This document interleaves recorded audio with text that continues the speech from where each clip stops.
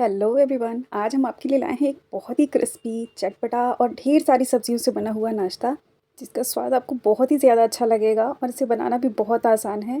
अंदर से ये बिल्कुल सॉफ्ट से होते हैं और बाहर से बिल्कुल क्रिस्पी से होते हैं और इसमें जो सामान है वो भी इजीली हमारे घरों में पाया जाता है। तो चलिए इसे बनाना शुरू करते हैं। तो इसे बनाने के लिए मीडियम टेम्परेचर पर हम एक पैन चढ़ाएंगे और उसमें अपना मनपसंद कोई भी ऑयल आप डालें। तो ये 1 बड़े चम्मच ऑयल है और जब ये तेल थोड़ा सा गर्म हो जाएगा तब हम इसमें 1 छोटी चम्मच ज़ीरा डालेंगे और साथ ही 1 पिंच हींग भी डाल देंगे। और जब इन दोनों में से थोड़ा सा बुलबुले उठने लगे तब हम इसमें डालेंगे 3 कटी हुई हरी मिर्च। मिर्च आप अपने अकॉर्डिंग कम ज़्यादा भी डाल सकते हैं, मतलब अगर आप बच्चों के लिए बना रहे हों तो थोड़ा कम भी कर सकते हैं। और इसे हम 10 सेकंड तक इसी तरह भूनेंगे। और इसके बाद हम इसमें डालेंगे हरा लहसुन, जिसे मैंने बारीक काट लिया है और ये क्वांटिटी में लगभग 1 बड़ा चम्मच है। और अगर आप लहसुन नहीं खाते तो आप इसे स्किप कर सकते हैं, लेकिन अगर आप खाते हैं तो इसे ज़रूर डालिएगा, इसका टेस्ट इसमें बहुत अच्छा आएगा। और इसके बाद हम इसमें डालेंगे प्याज। तो ये एक छोटी साइज़ की प्याज है, इसे मैंने बारीक काट लिया था। तो इसे भी हम थोड़ी देर तक भूनेंगे। तो लगभग 1 मिनट तक धीमी आंच पर मैंने इसे भून लिया है और ये थोड़ा सॉफ्ट हो गया है। तो अब हम इसमें सब्जियां ऐड करेंगे। तो ये है 2 बड़े चम्मच बारीक कटी हुई गाजर। और इसके बाद ये है मटर, ये भी 1 बड़ा चम्मच है। और इसके बाद ये है बीन्स, ये भी 1 बड़ा चम्मच है। और इसके बाद ये है शिमला मिर्च, इसे भी मैंने बारीक काट लिया था, ये भी क्वांटिटी में 1 बड़ा चम्मच है। और इसके बाद ये है एक छोटे साइज़ का टमाटर, तो इसे भी मैंने बिल्कुल बारीक काट लिया था। तो अब इन सारी सब्जियों को हम थोड़ी देर तक भूनेंगे, जब तक इनका मॉइस्चर थोड़ा निकल ना जाए। तो लगभग 5 मिनट तक हम इसे धीमी आंच पर भूनेंगे, जिससे इसका मॉइस्चर थोड़ा निकल जाए और सब्जियाँ हल्की सी सॉफ्ट पड़ जाए। हमें बहुत ज़्यादा इसे कुक नहीं करना है। तो ये देखिए 5 मिनट हो चुके हैं। तो अब हम इसमें मसाले ऐड करेंगे। तो ये सबसे पहले मैंने इसमें डाल दिया है नमक, जो कि स्वादानुसार है।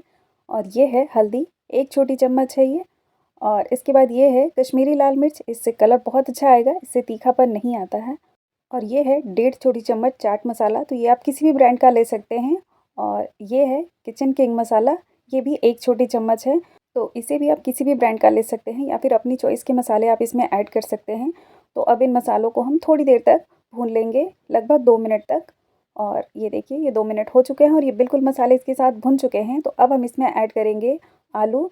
तो ये 2 बड़े साइज़ के उबले हुए आलू हैं, जिसे मैंने हाथ से मैश कर लिया था। तो आप चाहे तो इसे ग्रेटर से ग्रेट भी कर सकते हैं।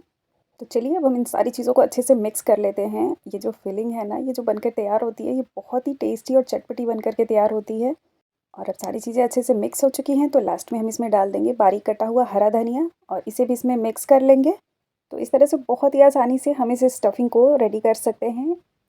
ढेर सारी सब्जियों वाली ये चटपटी सी फिलिंग बहुत ही इजीली बन करके रेडी हो जाती है। तो ये बन चुकी है। तो चलिए इसे हम दूसरी प्लेट पर रख देते हैं, ताकि आराम से ठंडी हो जाए। तो अभी हम इसे ऐसे ही छोड़ देंगे और चलिए अब हम अपनी अगली तैयारी करते हैं। तो इसके लिए हम लेंगे एक मिक्सर जार। तो ये है 1 कटोरी उबले हुए चावल, तो इसे हम मिक्सर जार में डाल देंगे। ये दोपहर के बचे हुए चावल हैं, तो मैं इसे शाम के नाश्ते में इस्तेमाल कर रही हूँ। तो मेज़रमेंट के लिए आप कोई भी कटोरी या कप सेट कर लें और उसी से सारा मेज़रमेंट करें। तो जैसा कि आप देख सकते हैं पूरे चावल को मैंने मिक्सर जार में डाल लिया है। और ये है 2 बड़े चम्मच दही, तो इसे भी हम इसमें डाल देंगे। और ये है 2 हरी मिर्च। और ये है आधा इंच छोटा टुकड़ा अदरक का। तो इसे हम डाल करके और इसे अच्छे से ग्राइंड कर लेंगे। तो थोड़ा सा 2 चम्मच पानी मैंने इसमें ऐड किया था और ये देखिए बिल्कुल इस तरह की कंसिस्टेंसी का हमें इसे बिल्कुल पीस लेना है। तो इसको पीसते वक्त बस इतना ध्यान रखना है कि इसमें ज़्यादा पानी का इस्तेमाल ना करें, नहीं तो हमारी जो चीज़ों का रेशियो है वो बिगड़ जाएगा। तो अब हम इस सारे मिश्रण को एक बड़े से बाउल में शिफ्ट कर देंगे, ताकि हम इसमें बाकी की चीज़ें भी ऐड कर सकें। तो पूरे मिश्रण को बड़े से कटोरे में डालने के बाद हम इसमें थोड़े मसाले ऐड करेंगे, जिससे ये थोड़ा चटपटा बन जाए। तो ये है 1 छोटी चम्मच जीरा। और ये है 1 छोटी चम्मच कुटी हुई लाल मिर्च, मतलब कि चिली फ्लेक्स। और ये है 2 छोटे चम्मच सफ़ेद तिल, इससे टेस्ट बहुत अच्छा आएगा। और इसके बाद इसमें डाल देंगे हम स्वादानुसार नमक।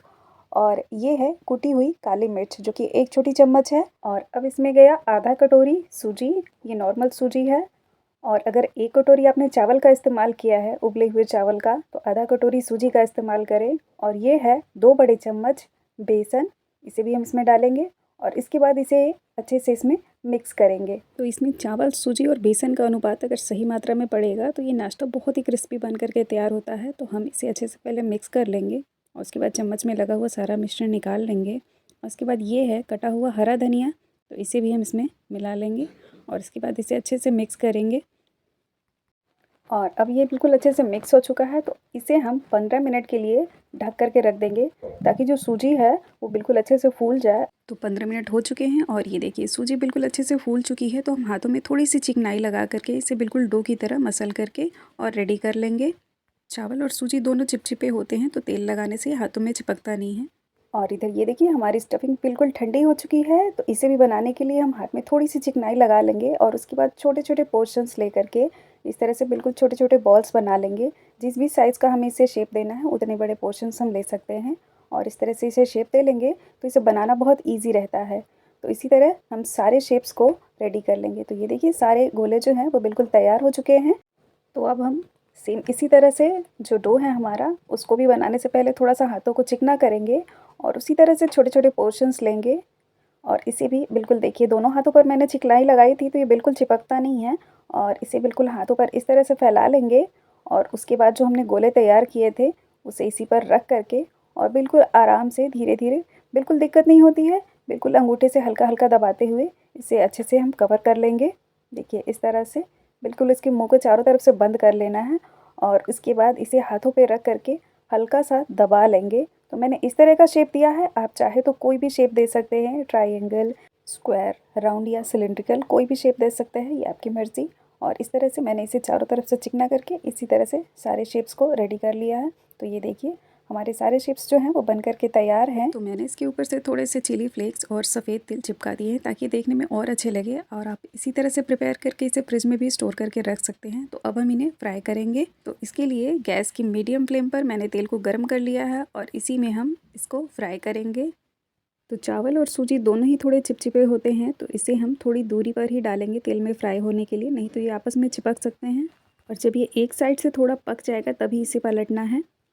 तो तेल में डालने के बाद इसे तुरंत बिल्कुल ना हिलाएं और थोड़ी थोड़ी देर पर इसे उलटते पलटते हुए इसे हम सुनहरे कलर का होने तक फ्राई कर लेंगे। अगर आपको इसे ज़्यादा क्रिस्पी करना हो तो आप इसे थोड़ी देर ज़्यादा भी तेल में फ्राई कर सकते हैं। और ये देखिए इसका कलर बिल्कुल परफेक्ट आ चुका है। तो बस अब हम सारे बड़ों को निकाल लेंगे और इसी तरह से बाकी के बैचेस को भी फ्राई कर लेंगे। तो मैंने सारे बैचेस को फ्राई कर लिया है और ये देखिए ये तैयार है हमारे क्रिस्पी से पकौड़े कहिए या फिर कटलेट्स कहिए, ये बहुत ही टेस्टी बन करके तैयार होते हैं। और ये देखिए मैं आपको इसे नज़दीक से दिखाती हूँ, कितने सुंदर और कितने यमी दिख रहे हैं ना ये।